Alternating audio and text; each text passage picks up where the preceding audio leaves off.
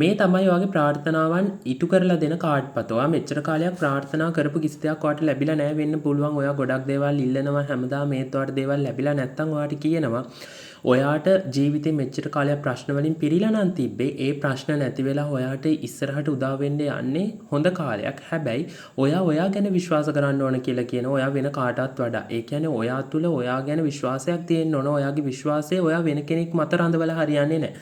අන්න ඒක විශේෂයෙන්ම කියනවා. ඒ වගේම තමයි ඔයා රැකියා කරන ස්ථානයේ ඔයාට සාර්ථකත්වයක් අත් වෙන ඔයාට එතනින් උසස් වීම වගේ දේවල් ලැබෙන්න පුළුවන්. ඒ වගේම තමයි ඔයා කාලයක් තිස්සේ ඉඳන් ආසාවෙන් අහන්න දකින්න හිටපු දෙයක් ඔයාට අනිවාර්යයෙන්ම අහන්න දකින්න ලැබෙනවා කියලත් මේ කාඩ් පත හරහා කියනවා. ඒ වගේම ඔයාට කියනවා ඔයා දෙයක් කරන්න පටන් ගන්න කලින් ඔයාට බයක් තියෙනවා නම් මේක මම කරන්න ගත්තට පස්සේ හරියයිද මේක මට හරියන්නේ නැති වෙයිද මේක මොන විදිහට සාර්ථක වේද අසාර්ථක වේද වගේ සිතුවිලි ඔයාට තියෙනවා නම් ඒ සිතුවිලි අනිවාර්යයෙන්ම ඉවත් කරගන්න කියලා කියනවා. එහෙම ඒ සිතුවිලි ඉවත් කරාගෙන ඔයා කරන්න හදන දේ පටන් අරගන්න කියලා කියනවා. ඒ දේ කරන්න කියලා කියනවා. එතකොට ඔයා තුල ඔයාගේ විශ්වාසය ගොඩ නැගුණාම ඔයාගේ හැම වැඩක්ම සාර්ථකව ඔයාට කරන්න පුළුවන් හැකියාව ලැබෙනවා කියලා මේ කාඩ් පත හරහා ඔයාට කියනවා.